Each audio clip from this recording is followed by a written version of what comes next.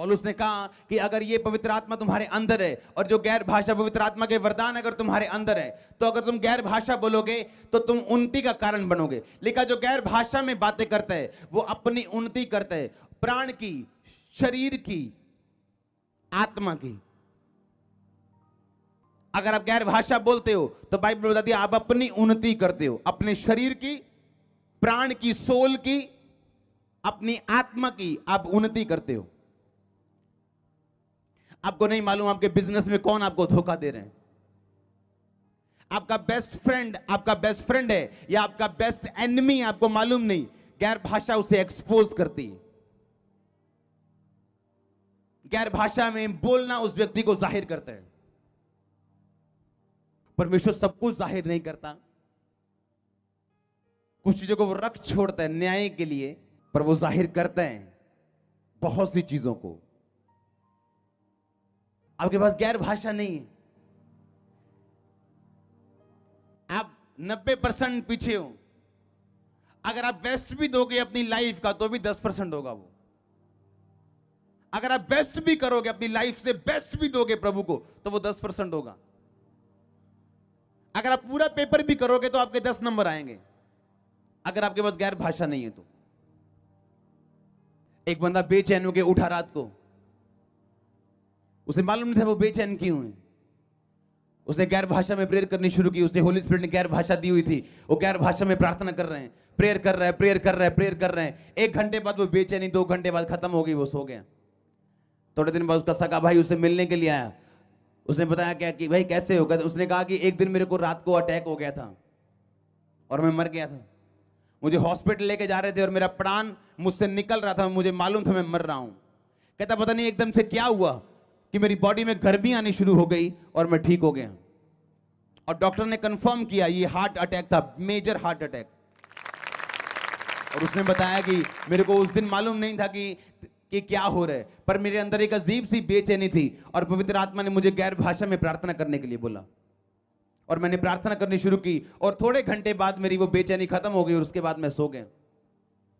उसने बताया कि मैं प्रार्थना कर रहा था गैर भाषा में, मेरे को मालूम नहीं था करना क्या है, लेकिन गैर भाषा में प्रार्थना, बाइबल कहती परमेश्वर आपके मुंह से उन लोगों के लिए उन विषयों से प्रार्थना करवाता है जो आपका दिमाग नहीं जान सकता, ना समझ सकता है, क्योंकि आपको पता ही नहीं कि दुनिया में आपके पीछे क्या हो रहा है।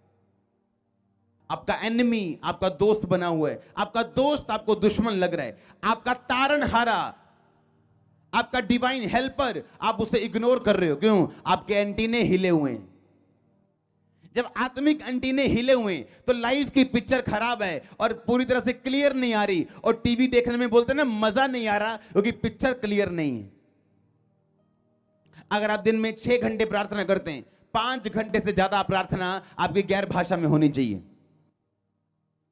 स्मिथ विगल्सवर्थ, इंग्लैंड का एक प्लम्बर, जो दुनिया का सबसे टॉप जनरल में, जिसकी दुनिया की सबसे टॉप के परमेश्वर के दासों में गिनती होती है, आज जो आज प्रभु के पास जा चुके हैं और 10 रिकॉर्डेड मुर्दे जिन्होंने जिंदा किए हैं डॉक्यूमेंट्री के साथ, उनके मुंह के शब्द हैं कि जैसे ही मेरा पांव मेरे मंजे से नीचे आता है मेरी गैर भाषा शुरू हो जाती है और तब बंद होती जब मैं सोता हूं।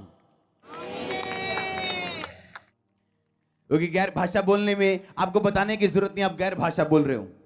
आप अपने काम में खड़े हो, आप ड्राइविंग कर रहे हो, आप खाना पका रहे हो और आपकी जीभ के नीचे आप गैर भाषा बोल रहे हो।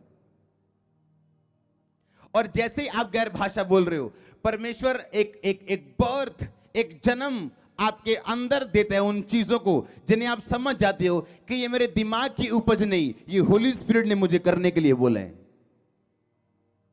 कुछ चीजें आपके अंदर आपका दिमाग भेजते हैं जो सफल हो सकती हैं, असफल भी हो सकती हैं, पर जो होली स्पिरिट आपके अंदर उपजाएगा वो कभी असफल नहीं होगा।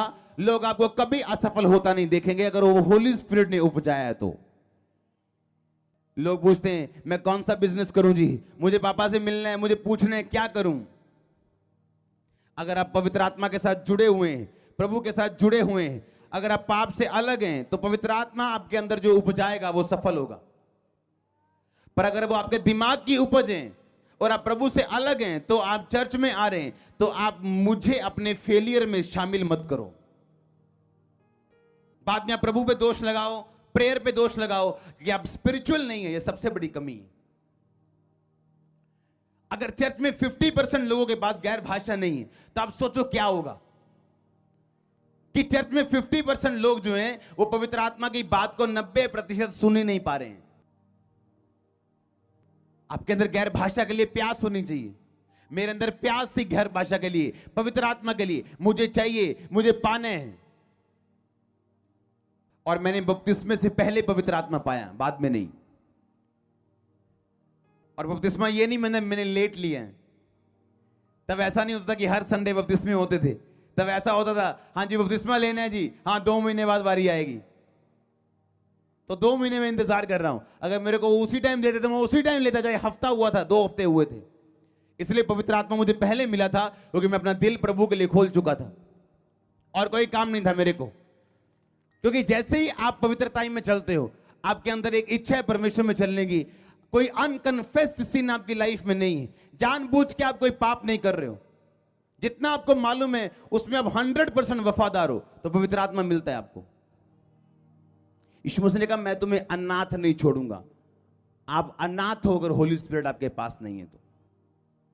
अनाथ बंदे की लाइफ, जब वो सुबह उठते हैं, उसकी मम्मी उसे उठाने नहीं आती, उसका बाप उसकी सुरक्षा नहीं करते हैं। वो अपनी मम्मी खुद है, खुद खाना बनाता है, अपनी सुरक्षा खुद है, क्योंकि अपना ध्यान आप रखते हैं। और उसको पूछ के देखो उसकी जिंदगी कैसी है। इमोशनली डिस्टर्ब है, फाइनेंशियली डिस्टर्ब है। और उसी तरह से वो क्रिश्चियन जिसके पास पवित्र आत्मा नहीं है, वो भी अनाथ की तरह है। वो बड़े अनाथ की तरह है, क्योंकि होली स्पिरिट उसको गाइड नहीं कर रहा। उसके दिल में बर्थ नहीं हो रहा, जन्म नहीं हो रहा उस चीज का जिसके लिए प्रभु ने उसे पैदा किया है। क्योंकि वो कनेक्ट नहीं है परमेश्वर के साथ, उसे मालूम नहीं है। परमेश्वर ने कहा वो पवित्र आत्मा वो तुम्हारे साथ रहता है और वो तुम में होगा। वो साथ रहता था जब तक यीशु मसीह जी उठ के ऊपर जाके पवित्र आत्मा को भेजा नहीं, तब तक वो साथ रहता था। मूसा हो, अब्राहम हो, पतरस हो, तब तक वो साथ रहता था, अंदर नहीं। अब वो कहां रहता है? आपके अंदर। जैसे जैसे आप पवित्र आत्मा में बढ़ते जाओगे, आपकी बुद्धि शार्प होती जाएगी। आप समझ पाओगे, आप जान पाओगे, आप सॉल्यूशन, आप प्रॉब्लम सॉल्वर होंगे, आप सॉल्यूशन देने वाले व्यक्ति होंगे, आप मशहूर होंगे सॉल्यूशन मैन के नाम में।